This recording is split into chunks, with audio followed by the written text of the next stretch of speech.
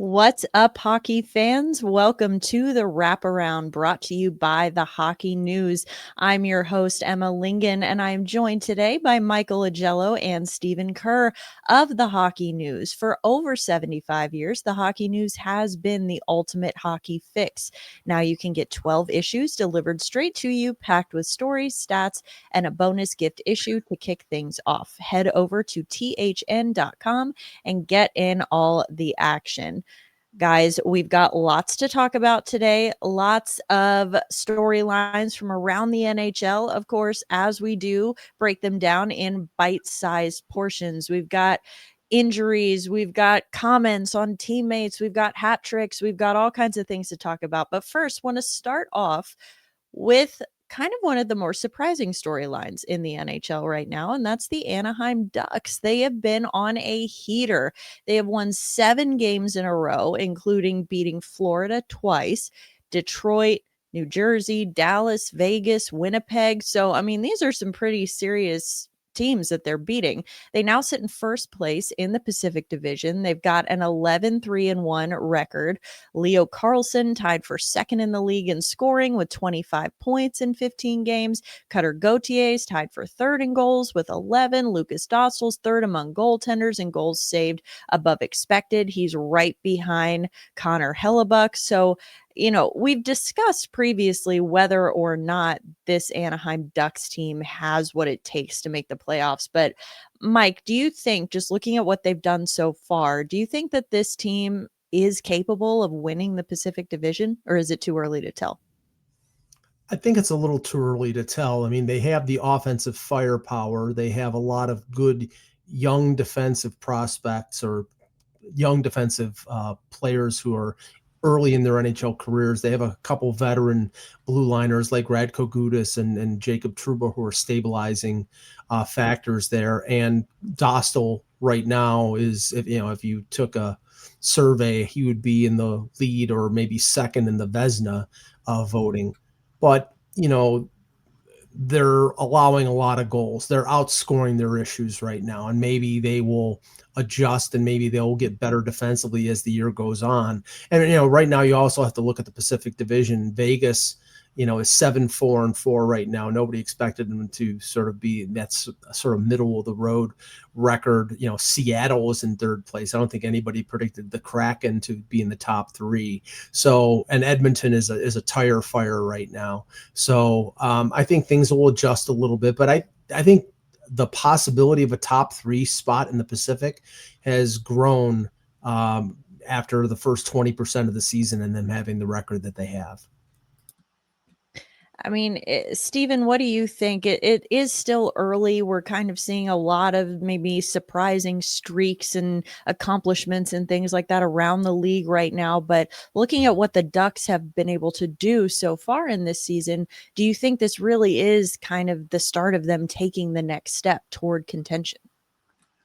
Yeah, certainly. I mean, I know 15 games is a small sample size, but at least it's starting, the picture's starting to round into shape a little bit here. And I still say the Oilers are going to be the team to beat at some point. Another, they're getting a lot of criticism right now, as they probably should.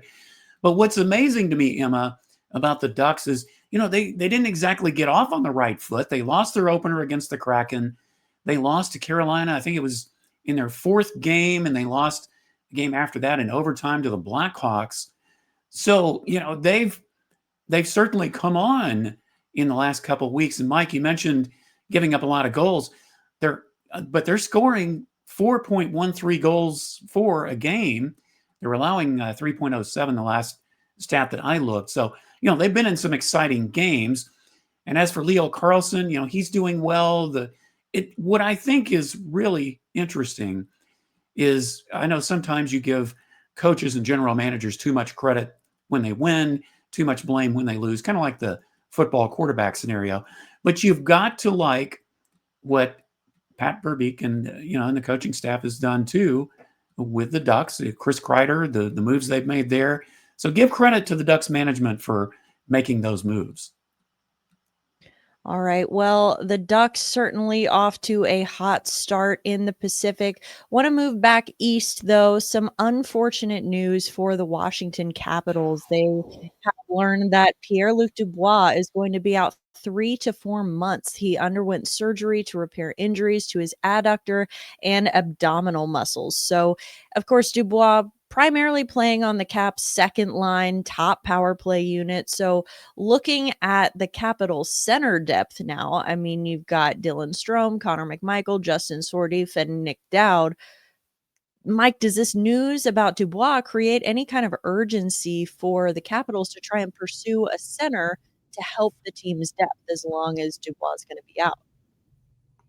I think it does, and you have to factor in here, is this Alex Ovechkin's last season? Because if it is, and they want to contend for a Stanley Cup, then they definitely think they have to go out and get a second line center. The issue here, though, with the 3 to 4 month timetable, he's going to be back before the end of the regular season. So it's not like you can put him on season ending LTIR. You can put him on LTIR, but that cap space, that the cap hit of Dubois eventually is going to come back and sort of bite you during the regular season. So you're going to have to go out and add a center who you can fit under the cap when Dubois is activated. And that'll be tougher. The other team, whoever they trade for, is going to have to retain 50%. Would they be able to trade for, would they be one of the 4 or 5 teams that are going to be in on Nazem Kadri? We know that, there are other centers out there, and, there are going to be other expiring contracts that will open up, but Kadri seems to be the one who, Montreal, Vancouver, and a few other teams are aiming for. And if Washington thinks they have a chance to win a Stanley Cup, then, Kadri or somebody like Kadri will probably have to be a target for them before March the 6th. Stephen, do you think that the Capitals are going to be aggressive in pursuing a center to sort of take up some of those minutes while Dubois is out, or do you think they try to ride it out as long as they can? I think they have to, Emma, because Mike did make a great point about the Ovechkin factor, but the other factor is just they are not getting the production on most of their lines, especially from the center position. And it's just that they're really struggling to get numbers.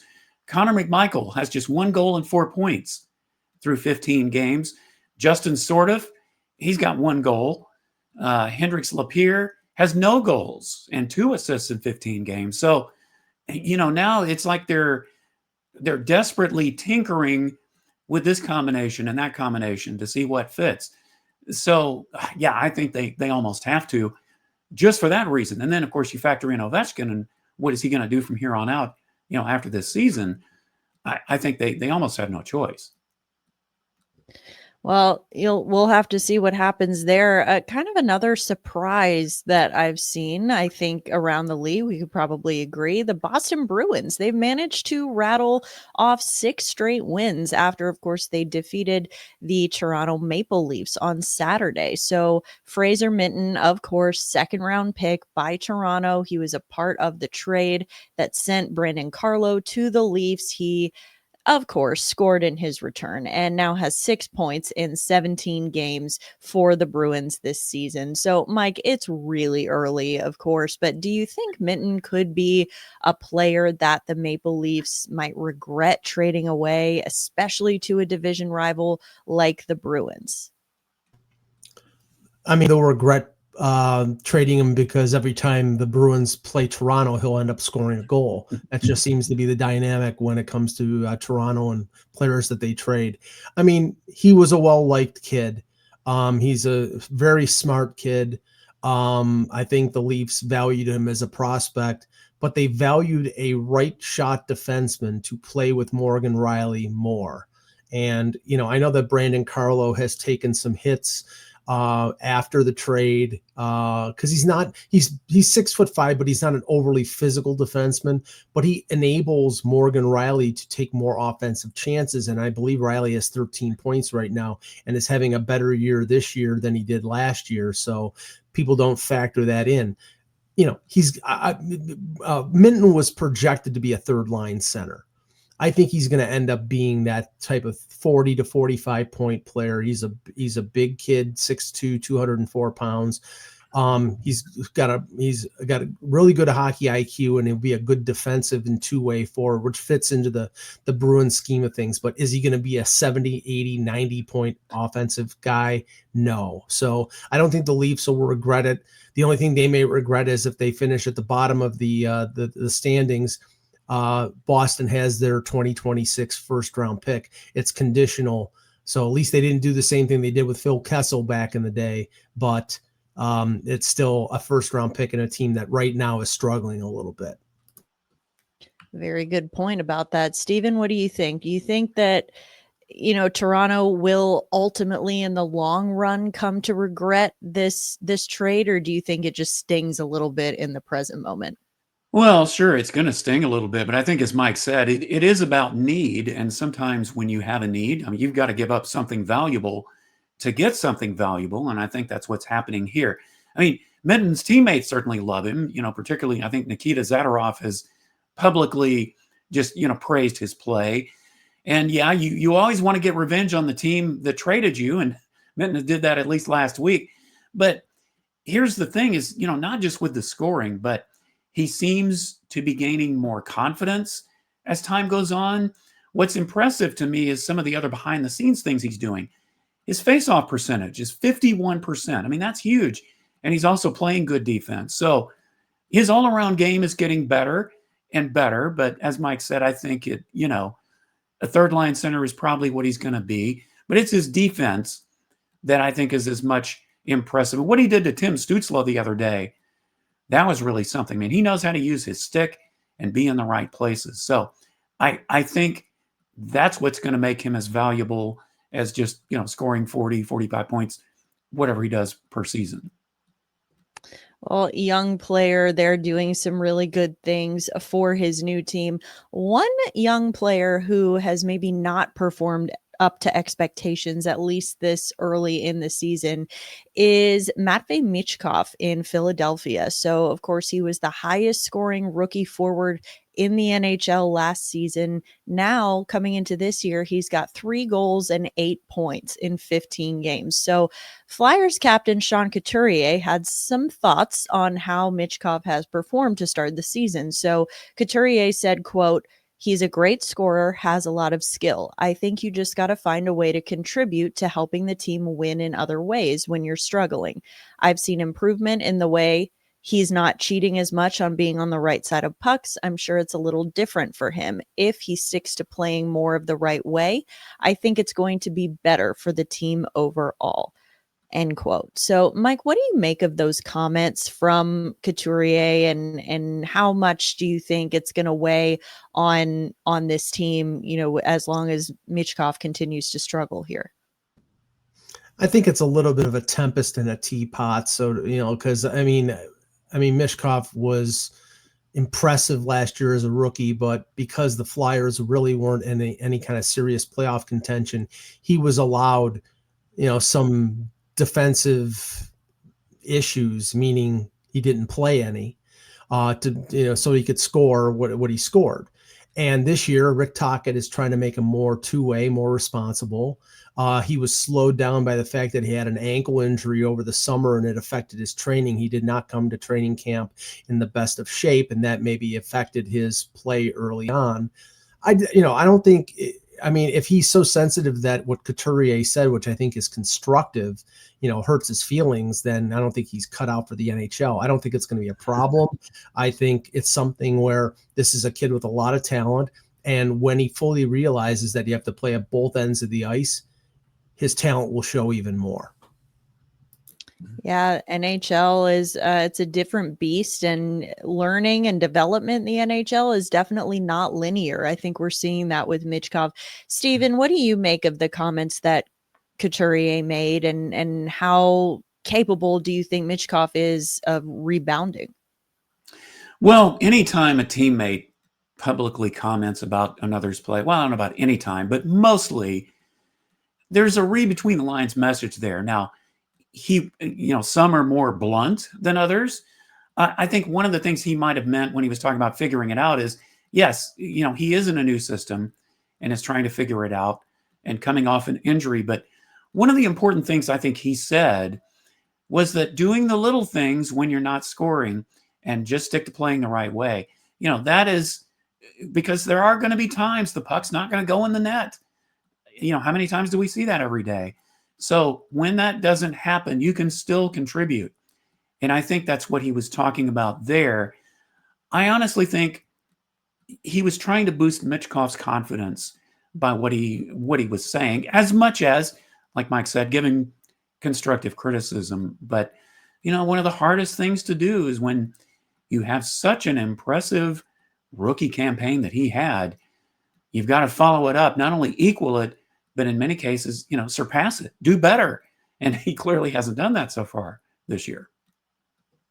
He hasn't, like you said, it's a good point. It's not, you hear a lot of times NHL coaches talking about not just how their team plays with the puck, but how they play when they don't have the puck, how they play without the puck. Yeah.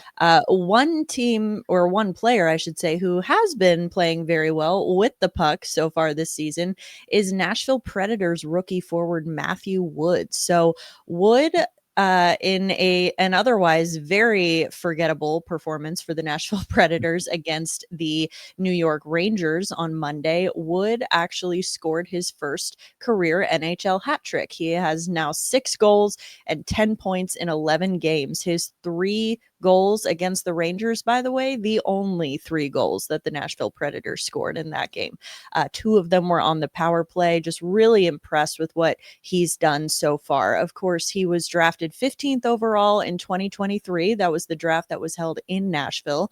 He played just 2 games in the AHL this season, sort of on a conditioning stint. He got injured during training camp, went to the AHL for 2 games, and then was called up to the Predators. And right now he's playing like one of their best players, if not, forwards. But I think, what do you make, Stephen, I'll go to you first. What do you make of Wood's start to the season? And do you think he could be playing in a more elevated role as the season goes on, particularly with the wave of changes that seems very likely to come here in Nashville? Well, I don't know if it's as surprising as maybe others that perhaps haven't followed the Predators very closely. It may be a surprise. Wood, he came up for 6 games last year, and I think he got an assist in all told in those games. But he created other chances, and he came into camp ready to play. And Coach Andrew Brunette was raving about. He was one of the players that Brunette raved about during training camp. Unfortunately, he got hurt in the preseason, and they sent him down to Milwaukee just so that he could kind of play his way back, and then brought him up. And yeah, I mean, it is a little bit of a surprise that he's doing this well, but I don't think it's that big of a surprise to me. And as far as playing in an elevated role, yeah, I absolutely think so. And not only because of the way he's playing, but because of the way the players around him are not playing. I don't know if you or Mike saw this, Emma, but when I was covering the Preds game last night, I put it out on X like toward the end of the game. Matthew Wood's last name is often referred to as lighting a fire, using wood to light a fire. You want him, somebody needs to light a fire under the Predators, and it needs to be Matthew Wood. The problem is he can't be the only one doing all the scoring. I mean, the Predators have so many issues right now, and it doesn't even involve just lack of scoring goals. The defense isn't giving support. And, we're 100 games into the Steven Stamkos, Jonathan Marchessault experiment is clearly not working. So it's just a shame that what Wood is doing is being overshadowed by the fact that you get so many players around him that are not contributing. Yeah, definitely. And I think that, Wood, of course, being a rookie, it's been a while since Nashville has had a rookie that they have been this excited about. And as you said, Stephen, it's very unfortunate that it's coming at this time where his accomplishments are being overshadowed by what the veterans are not doing. So, Mike, looking at this Nashville team and looking at it, seems very likely that something is going to have to give here once the team gets back from Sweden with the global series, whether it's a coaching change or, trades, maybe both. I mean, what kind of role do you see sort of opening up there for a player like Matthew Wood or other young players like Luke Evangelista, for example? Well, Stephen was referring to wood and fire. Well, the fire is a tire fire. So far in this season, they're 5-9-4. It's been a disaster, and we've chronicled what's going on with Stamkos and some of the other veterans, and the other issues that have occurred. Now, they were smart. They sent Brady Martin back to the OHL. I don't think letting him play any more than 3 games would have been wise. I mean, I think you have to start looking at the future with this team, because the present just is not.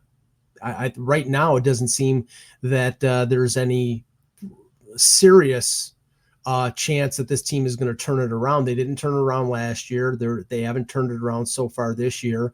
Maybe the coach gets fired, but is that really going to change things? I'm not sure. I mean, you look to guys like Wood and Tanner Mollendijk and Igor Surin, who's lighting it up in the KHL right now, and that's the future. Now, what you do about these 30-plus players like Stamkos, who may have immovable contracts, you're probably going to have to eat salary to move them someplace if that's even possible. But right now, I think realistically, they're in the Gavin McKenna sweepstakes, and they should start considering, tearing down and rebuilding. But I don't know whether there's an appetite to do that. Well, evidently misery loves company in the Central Division, because the Nashville Predators are not the only team in the division who have been off to a rough start this year. They've been joined by the St. Louis Blues.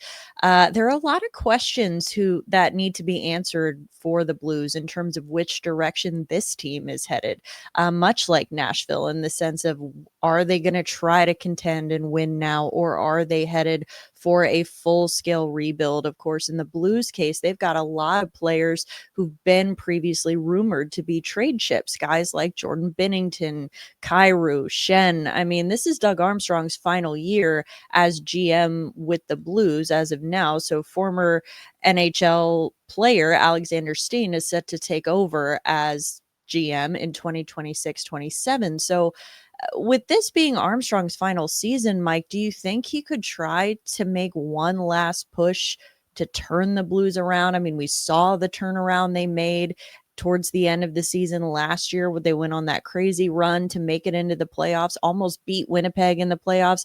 Do you think that's realistic to try for something like that again? Or do you see Armstrong just selling off the big pieces? Or do you see him just kind of riding it out with this group? I believe it was Elliot Friedman that reported earlier this week that Armstrong has resorted to the same trick that he did in 2019, where he sent out a Christmas shopping list to all the other general managers saying, hey, buy low, sell high, or, we're selling, everything's got to go. And then he ended up not trading anyone. He didn't trade Alex Pietrangelo. They fired the coach. They hired Craig Berube, and they went from last place to winning a Stanley Cup in 2019. I don't know if that's realistic this time around, but as you said, Emma, they have players like Jordan Binnington, who has got another year left in his contract. Braden Shen, who had a no move clause. Now it's a limited no trade. Kyrou has a no move clause, but if he was benched, he was a healthy scratched against Buffalo last week, and I was at that game, and they shut out the Sabres 3-0 with Joel Hofer getting the shutout. And going into the game, he had an over 5 goals against. So right now, things are not working out, and people have to remember they went. I can't remember what the record was, but they barely lost a game the last 3 weeks of the regular season to get into the playoffs. They were very, very much in trouble of making the postseason until that late amount of success. So I think what Armstrong's got to look at, and Alex Steen's on the staff right now, so he's got some input. So I don't think whether Steen is there or whether he has input or not is a factor. I think Armstrong is going to do what he thinks is best to move the Blues forward. I mean, it seems like this is a team you can never fully count them out. The Blues, they just always seem to sort of be in this middle area in terms of trying to win now or trying to rebuild. I mean, Stephen, what do you think Armstrong does just most likely here in his last season? Do you think he tries to ride it out with this group?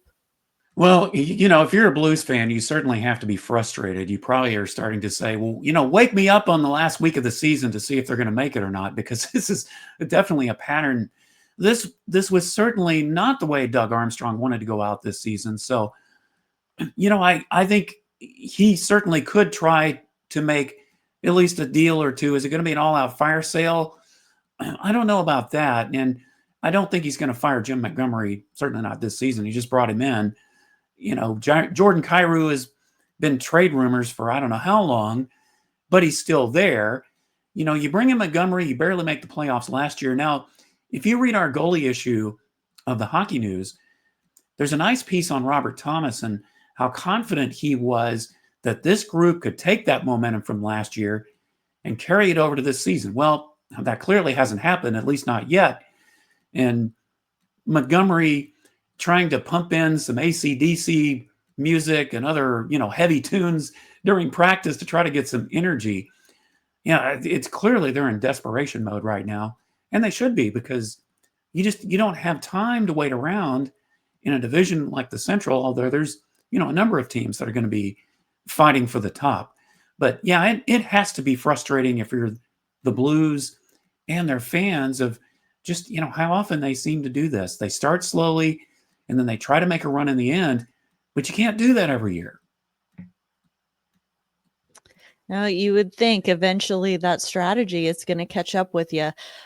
Shifting gears here a little bit, of course, want to talk about the Hockey Hall of Fame. So the 2025 class had their induction ceremony in Toronto on Monday. Of course, in the player category, we had Zdeno Chara, Duncan Keith, Jennifer Botterill, Brianna Decker, Alexander McGillney, and Joe Thornton, all inducted as part of the class of 2025. So now, of course, looking ahead to 2026, there are going to be several players who are going to be eligible for induction for the first time. So looking at these players, or maybe others that I'm not going to list here, are there any ones that you think should be shoo-ins for next year's induction? I'm talking players like Patrice Bergeron, Phil Kessel, Eric Stahl, Patrick Marleau, Henrik Zetterberg. All of these guys are going to be available. They're going to be eligible for induction next year. So, Mike, any of those or any names I haven't mentioned who you think should be shoo-ins for the Hall next year?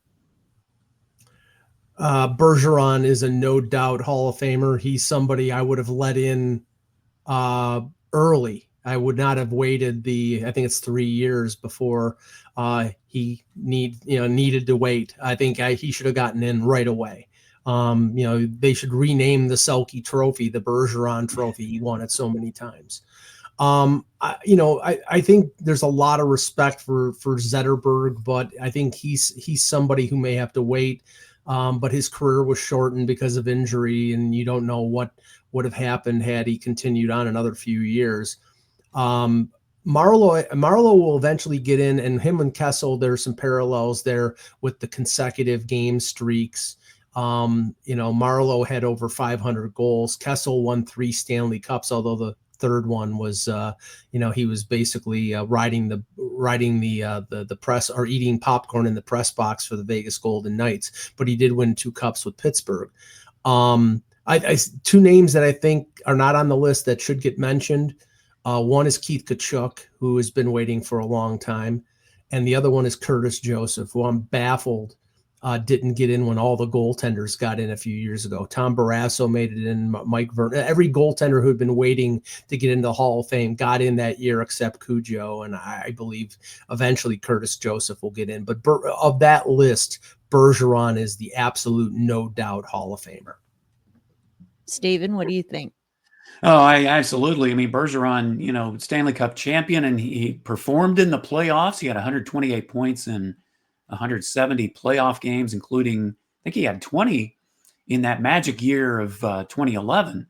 Yeah, Kessel, I've been kind of on the fence. I know he had the Iron Man streak, and certainly was impressive. He may eventually get in, but I don't think he'll get in this time. And, with Marleau, I think it's kind of a wait and see. But one name that I know keeps coming up in eligibility talk, and he's still not in, is Rod Brind'Amour. He won a Stanley Cup with the Hurricanes and a two-time Selke Trophy winner. Maybe if he wins a cup as a coach, maybe they'll get him in. But I'm a little surprised. I know the name is not on your list, Emma, but he's a name that keeps coming up frequently as far as will he or won't he get in. So kind of wondering if he might be, if not this next year, certainly in the next couple, he might get a shot. Well, especially with Eric Stahl being part of that list as well. You think about kind of Hurricanes royalty, such as it were, and that would include Brind'Amour for sure. So it'll be interesting to see. But of course, congratulations are in order for all of the 2025 inductees as well. Moving on, gotta end on not the most positive note for you, Mike. Sorry, but seems like the Buffalo Sabres.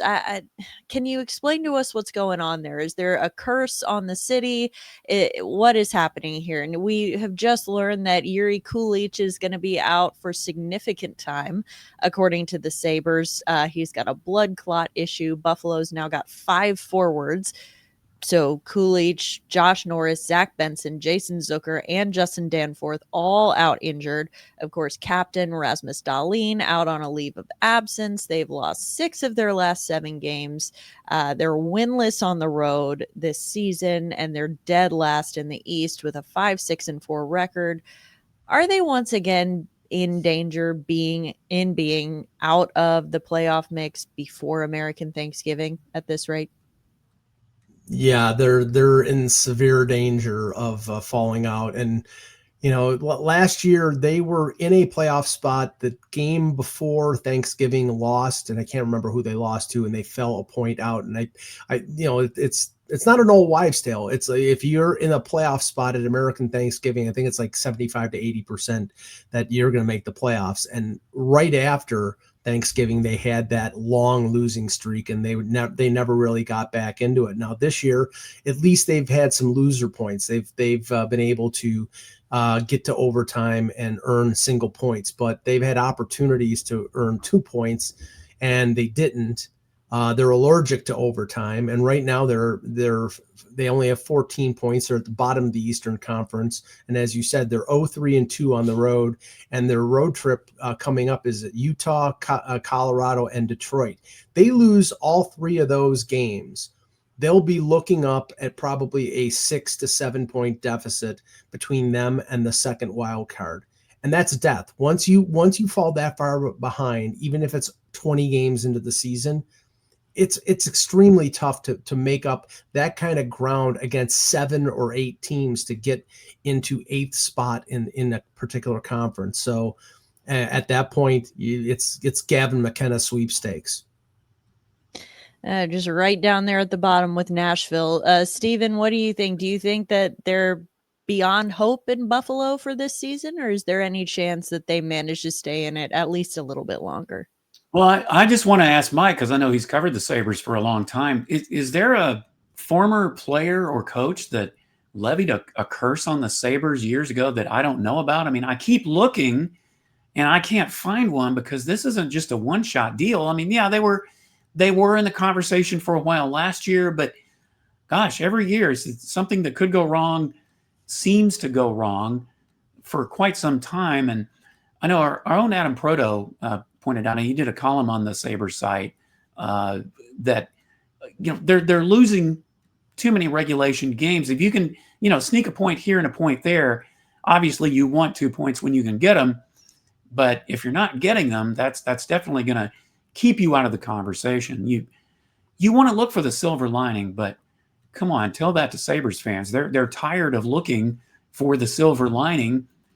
They want to see results. And I really raised my eyebrows a bit when they brought Lindy Ruff back. I'm thinking, do you really think you're going to run it back with Lindy Ruff? I wasn't convinced then, and I'm certainly not convinced now. Well, I'll just give this as one little proof of there being a curse. Scotty Bowman made the Stanley Cup final or won a Stanley Cup with every organization that he coached or managed, from the St. Louis Blues to the Canadiens to Chicago, Detroit, Pittsburgh. The only place that he did not make the Stanley Cup final or win a Stanley Cup was right here in River City, the Buffalo Sabres.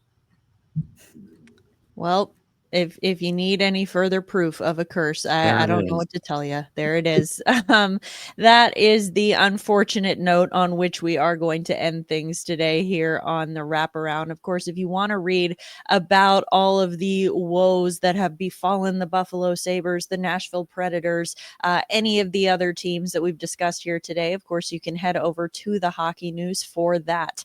The Hockey News has been the go-to for all things hockey since 1947. 12 issues packed with game and player insights, plus a free issue to start, is a must-have for any fan. Head to thn.com/free and grab your subscription today. Once again, that is going to do it. Thank you so much to everyone who joined us for the Wraparound today. We really do appreciate it. We will be back with an all-new episode later this week. For Mike Augello and Stephen Kerr, I'm Emma Lingan. This is the Wraparound, and we will see you next time.